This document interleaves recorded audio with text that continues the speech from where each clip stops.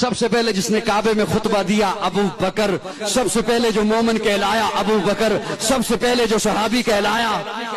ابو بکر، سب سے پہلے جس نے 40,000 دینار آقا کے قدموں پہ رکھے ابو بکر، جس نے بلال کو آزاد کرایا ابو بکر، جس نے عامر بن مغیرہ کو آزاد کرایا ابو بکر، آقا چل کے جس کے دروازے پر گئے ہیں ابو بکر، آقا کو جس نے اپنے کندھے پہ اٹھایا ابو بکر، جو غار میں سب سے پہلے داخل ہوا ابو بکر، جس نے اپنی چادر کو پھاڑا سوراخوں کو بند کیا ابو بکر، جس نے اپنی گود کا بستر بنایا ابو بکر، آقا کو جس نے اپنی گود میں سلایا ابو بکر، جس نے سانپ کا ڈسنا برداشت کیا آقا کو نہیں جگایا ابو بکر، جس کے آنکھ کے قطرے نبوت کے چہرے پہ آئے ابو بکر، آقا نے اپنا لعاب جس کی ایڑی پہ لگایا ابو بکر، جو غار سے سب سے پہلے باہر آیا ابو بکر، جو ام معبد کی جھونپڑی میں سب سے پہلے پہنچا ابو بکر، جس نے بکری کا دودھ دویا آقا کو پلایا خود خوش ہوا ابو بکر، جو قباء کے مقام پہ پہلے پہنچا ابو بکر، قباء کے مقام پہ پہنچ کر جس نے پیارے آقا پر اپنی چادر کو تان دیا ابو بکر، جس نے لوگوں کی غلط فہمی کو دور کیا